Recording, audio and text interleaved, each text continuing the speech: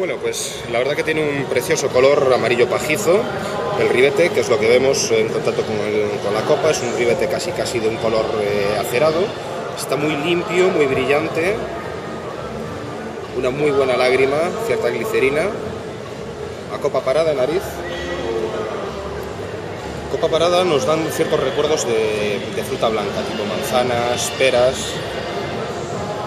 Algún recuerdo también a fruta de pelo, tipo albaricoque, melocotón. Vamos oxigenando un poquito la copa. Da unos aromas intensos, ciertos florales como flores blancas, flores amarillas tipo manzanilla.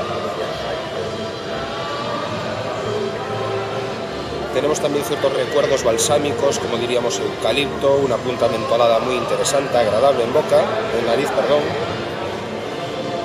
Ciertas notas salinas y vamos a ponerlo en boca.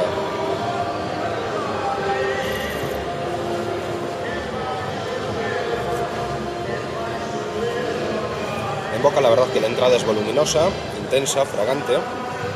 Tiene ciertos recuerdos otra vez de frutas blancas, manzana, una manzana verde interesante, Granny Smith. Tenemos también otra vez recuerdos a flores blancas, cierta salinidad, un toque salino muy interesante, agradable en boca.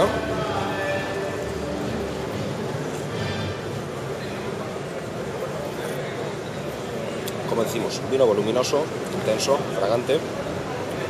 El paso de boca muy refrescante, con una acidez controlada, integrada, rico, voluminoso y muy intenso. La verdad que la temperatura de consumo idóneo serían 10-11 grados. Un tipo de copa Riesling, un poquito más grande que esta, con una tulipa un poquito más alargada.